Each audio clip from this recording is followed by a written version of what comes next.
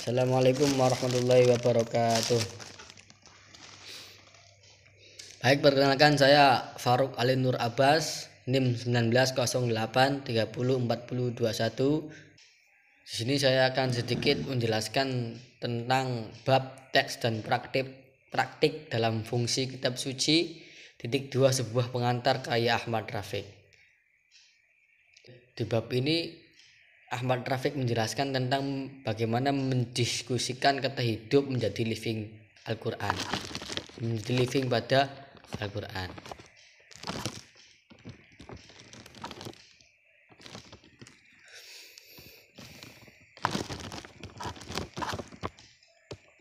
Kata living berasal dari bahasa Inggris untuk menjelaskan kata Al-Quran yang menjadi subjek bahasan utama prodi ilmu Al-Quran dan tafsir.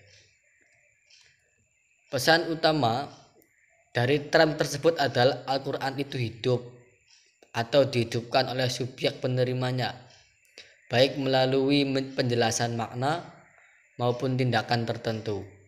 Dalam bahasa Indonesia, term tersebut dapat disebut secara sederhana dengan Al-Quran yang hidup. Dalam bahasa Arab, term yang hampir semakna juga digunakan dengan sebutan Al-Quran Al-Hayy. Sifat hidup pada Al-Quran diadakan atau dihadirkan oleh subjek lain di luar Al-Quran, sekalipun subjeknya tidak dinyatakan.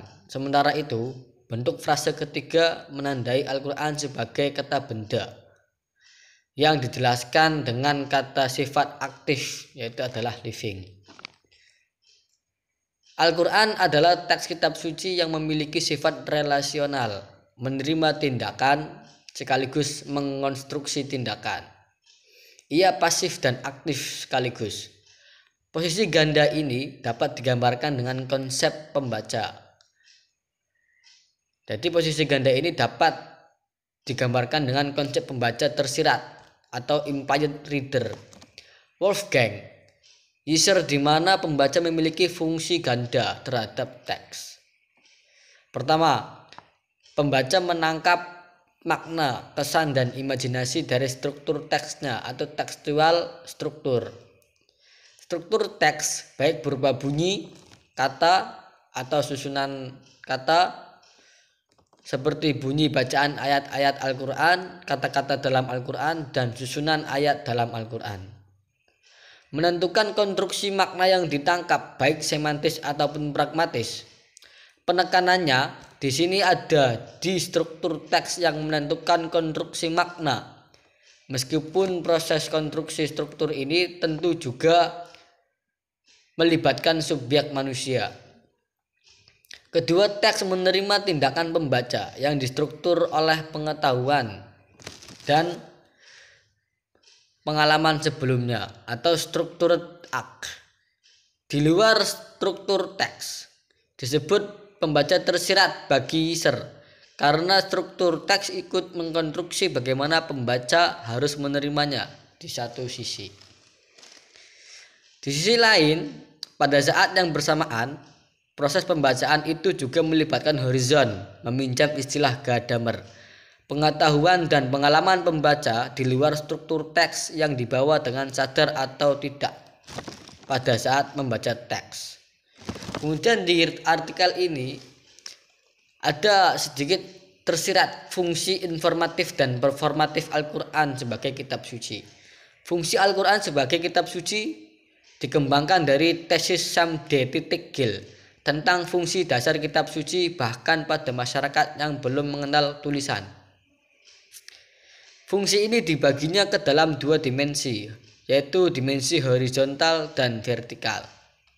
Dimensi horizontal berupa realitas kitab suci sebagai data yang bisa berubah berupa teks ataupun praktik dan perilaku. Teks kitab suci yang dimaksud mencakup teks lisan maupun tulisan. Teks-teks tersebut diterima sebagai kitab suci secara turun-temurun dari generasi ke generasi dengan merujuk kepada sosok yang diterima sebagai pembawa ajaran agama tersebut. Dimensi kedua adalah dimensi vertikal berupa interpretasi terhadap data. Pada dimensi interpretasi, pemahaman subjek atas data kitab suci bisa berupa pemahaman informatif maupun performatif. Kategori inilah yang sering dibahasakan dengan fungsi informatif dan fungsi performatif kitab suci. Kemudian teks dapat terdiri dari struktur kebahasaan berupa bunyi, kata, kalimat hingga membentuk makna. Teks tersebut bisa pula berupa bunyi-bunyian yang formalik berbasis ingatan para penganutnya yang juga diyakini sebagai kitab suci. Data kitab suci juga bisa berupa perilaku masyarakat terhadap teks yang mereka yakini sebagai kitab suci.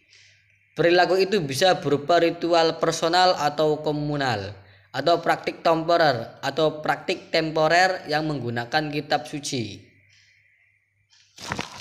Praktik-praktik ritus ataupun temporer ini seringkali ditujukan untuk tujuan-tujuan pragmatis dengan menggunakan media kitab suci. Disebut pragmatis karena bertujuan jangka khusus untuk memenuhi kebutuhan subjek pelaku. Tujuan khusus ini bisa berupa perlindungan diri, negosiasi keadaan, atau ekspresi harapan yang bersifat abstrak dalam bentuk perilaku konkret. Dan baik, sekian dari saya. Kurang lebihnya mohon maklum dan dimaafkan jika banyak salah kata. Akhirul kalam, wallahul muwaffiq ila aqwamit thoriq. Wassalamualaikum warahmatullahi wabarakatuh.